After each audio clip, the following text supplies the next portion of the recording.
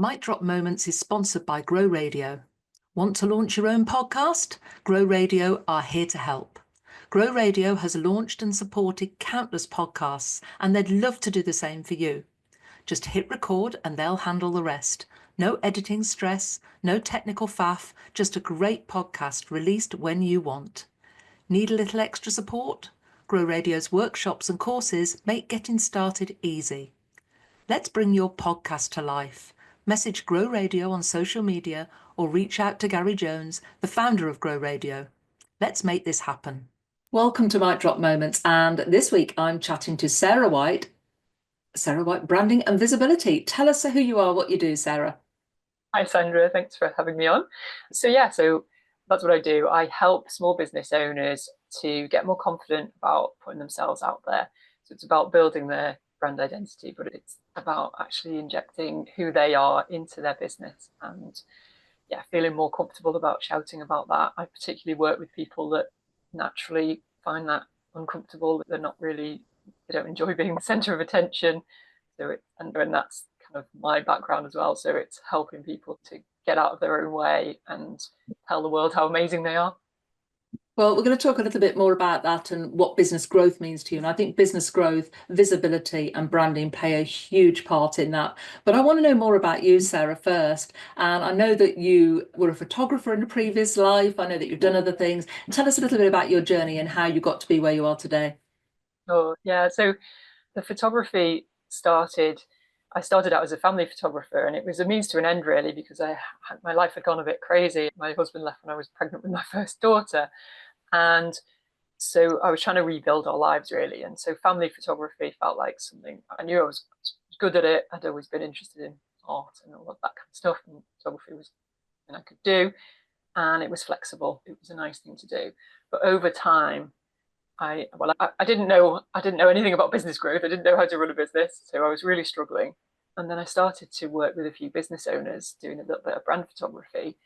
And I learned so much from that experience around actually what we should be doing as a business owner in terms of letting people see us and all the things that I wasn't doing. So I just really fell in love with that process. It was almost the planning for the shoots, the helping people to get clear on what they wanted to show about themselves in their images. I really fell in love with that. So I did more training around brand strategy. And actually now, so I've moved into just focusing on that, helping people to get more confident about. So initially it was about how to show themselves in a shoot, but it's bigger than that, isn't it? It's actually promoting ourselves and showing people who we really are generally as a business owner. So I've kind of focused in on that bit, which I absolutely love. Yeah, I think there's a fear around it. I think quite a lot of people are nervous.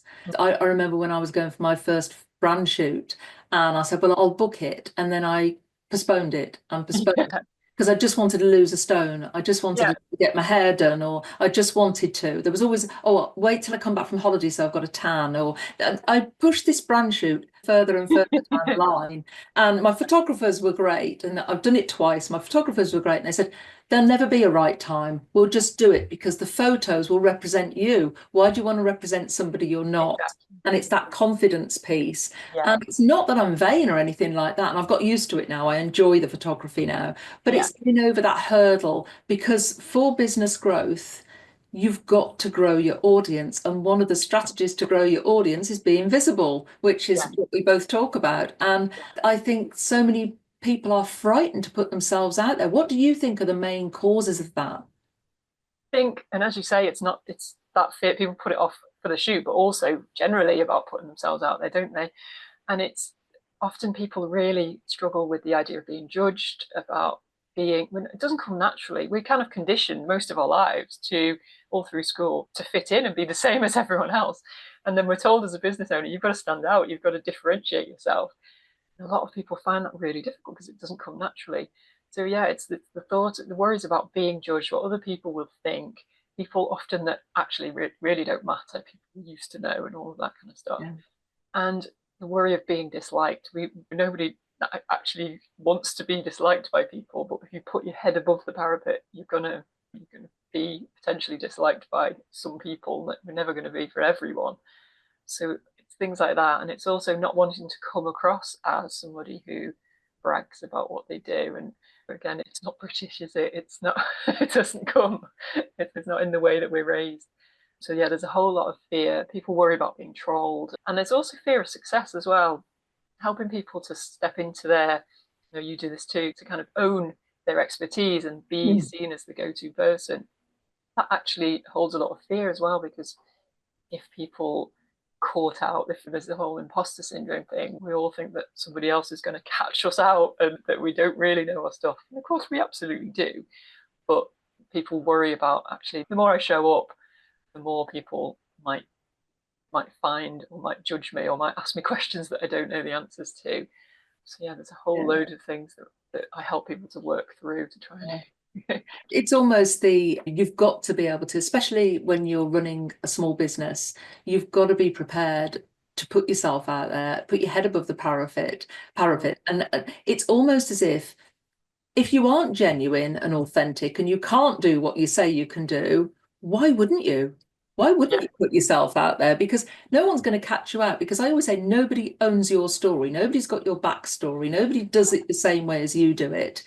Everybody's unique. Even if there are 100 of you doing the same thing, everybody has their own style. And as you said earlier, not everybody is for everybody. People have different styles of working. I do a lot of speaker mentoring alongside the visibility. And there's a lot of other speaker mentors out there, but nobody does it the way I do it. And I'm quite happy that they do it their way. They have their people. I have my people. Not everybody wants to work with everybody. And that's the right way to do it. That's it. It's actually, we're all experts because we've all got a unique story. And even if we haven't got qualifications in what we do, we've set up a business doing it for a reason, because we've got a passion for it, because we've spent lots of time thinking about it, learning about it, whether it's life experience or we've all got a unique set of qualifications and things that make us right for what we do and right for the right people. So that's what I try and help people with, is to work out what it is about them that makes them right for those right people, the people that are going to be perfect for them. Got a little bit of accompaniment today with my dog, who's voicing himself in the background. Well, we'll keep going because he's not too bad. He's decided to go downstairs and bark out the window instead. One of the joys of being home-based, but it's good for me, it works for me, and he likes having me here all day. You're right. I mean, the thing is, people do hold back. It's the fears, it's the confidence piece. And I've talked a lot about confidence recently, and confidence isn't something, well, you may be born with it, who knows, but it's the environment around us and the beliefs and the way that we're conditioned. And we can lose our confidence, but we can gain it back. We can appear to be confident even when we're not. When you want to grow your business, and I can't believe there's anybody who doesn't want to grow their business, because we constantly need to make sales, and every sale we make is growing our business in one direction. So if we stop making sales, our business would decline. So I believe that business growth we're always growing. We're growing as people, we're growing as business owners, we're growing as leaders, and we're growing in the terms of what we offer, and we evolve over time. When you've transitioned from the photography into the branding more, did you find that you felt different, almost as if you had to start again? Or did you feel that, right, actually it's a natural progression? I mean, it definitely felt to me like a natural progression. For a while I did both. I was doing the photography as well as the other stuff that I do now. And it was a natural evolution for me. It made complete sense. But I was also conscious that as part of my brand, to suddenly say, right, I'm not doing this anymore, I'm doing this instead, would damage it, actually. It would be, because if people don't understand that, they lose that trust with you. So it was a gradual thing. And I've shared very broadly why I've made those decisions, why I do what I do now. And it's taken some time. I was quite well known as a photographer. So you have to kind of shift that brand identity. I'll still go to some events and people will say, oh, you're a photographer, aren't you? And we'll tell them that things have changed. But it's still very linked to what I used to do, because it's almost just an extension of it. I realized that people needed more than just the pictures. They needed the whole kind of piece around the confidence and the understanding. And it comes into personal brand as well. And I'm a huge Absolutely. advocate for personal brand. And you can't grow a business without a personal brand these days. No. I think you can grow a business, but if you look at businesses like Apple, Virgin, it's everybody follows the person behind the business. They follow Richard Branson. They Yeah. followed, is it Steve Jobs behind Apple? I always get them mixed up. I can't remember who it was now. Showing my ignorance there. I'm an huge Apple advocate. But they follow the person behind the brand. They follow the story behind it. Yeah. And that's why personal brand is so important. And I believe that the first page I go to on a website when I'm looking at a new company or I want to buy something is I go to the About Us page to look about the story behind the business. And if there isn't one there, I'm immediately detached. Yeah. Because I'm nosy. I'm inherently nosy because I'm human. We are all nosy. Absolutely. And we want to know about that. So I think that really, it dovetails into the whole business growth piece, because if we haven't got the creative branding, if we haven't got the photography as was, if we haven't got that confidence, and if we haven't got the personal brand, I think they're foundations of a business from which we grow. Absolutely. And I think for me, when I think about business growth, it's also about actually growing it in the direction we want to. And when we're more in tune with who we are as a person, what makes us who we are, and our personal brand, and we're communicating that, we're more likely to be able to grow in the way that we want to, and ultimately be working with people that we actually love working with, rather than just kind of taking jobs because we need the money. The more clear our personal brand is, the more we let people know what we're all about, the more we attract those right people, so we can grow in the right way and get our values in there and really kind of create a business that we absolutely love and a life that we love around it. And that's the thing, it's the work style, the lifestyle, the doing what we love every day. Every time we get out of bed, we want to be looking forward to the day, not dreading it. The whole personal brand thing, and you mentioned earlier about you walk into some rooms and people say, oh, you're the photographer. And I had the same when I transitioned from solicitor to personal brand. It was around 2015, 2016. And I'd still go to networking events and say, oh, you're a solicitor, aren't you? Oh, no, I don't do that anymore. But I learned over that period of time that I could stop doing what I'm doing today and I could set up a completely new business doing something completely different. But I've built my personal brand now that it doesn't matter. People have bought into me. And clients that I had when I was being a solicitor, I nearly said soliciting for a living, clients I had when I was a solicitor still follow me. They still reach out to me. They still talk to me. And it's interesting that they've bought into that, into me as a person rather than what I'm selling. And I know that at some point, and some have reached out to me and said, I've left there now and I'm doing this and I've set up on my own and I want to come and do something with you now. I'm coming to your event. And that's so lovely to know that my personal brand has evolved, but it didn't matter what I did before. It's part of who I am today because I've brought that with me. And I think you'll find the same. The photography gave you the background and the foundations to complement what you're doing now and to be able to deliver that to your clients. Yeah, that's it. And it is the person that people connect to so often, as you say. So that is powerful and that goes beyond. And that's when you get really loyal customers who, will rave about you and follow, as you say, follow everything you do because they're connected to you rather than what you're doing for them. They've got that connection. I've got people who join my membership and I'll say to them, why did you join? What made you decide? And they'll say, well, because it's you. So I know that you're going to attract like-minded people because of who you are. I know that it's going to be full of lovely people. So that's really, it's a lovely thing to hear, but it's really powerful to know that it's that kind of personal connection. And a lot of people I think especially when you start out in business, you don't realize the power of that. You think, oh, I need a website and I've got my qualifications now. People will come to me, they'll just book me. But actually, they need to know the person that they're working with. So there's so much more to, that's where all the visibility comes into it, isn't it? Actually sharing with the world what it's all about and why they should book you rather than another solicitor or another coach or whatever. Let's talk a little bit about visibility because we're both huge advocates of visibility and you have to be seen a lot more than you used to be. And I would say I've never been in such a noisy environment as it is right now. So people automatically assume that visibility is social media, and it's so much more than that, isn't it? Absolutely, yeah. So what would you say to the stubborn, invisible business owner who believes that comes to you, and I've had one recently, this is why I'm asking, is they come to you and they say, but nobody knows where I am. I'm not getting any clients. How do I boost my business? And you say, well, what do you actually do? Well, I'm on social media. Yeah, And I think that's the be all and end all to it. So do you absolutely. find people are still stuck in that mentality of I'm on social media, so I'm visible? Yeah, absolutely. People will assume because I say I'm a visibility mentor, they'll assume that I'm a social media expert. And that's just, social media is one tool, but you shouldn't just rely on any one tool. You need to kind of think about all the options. And a lot of people really dislike social media as well. So whilst I advocate that it is really valuable, a free resource for us, so many other things that we can be doing. And if there's different options for different types of people, you are much better face to face, then get out networking, get to events. You so much available.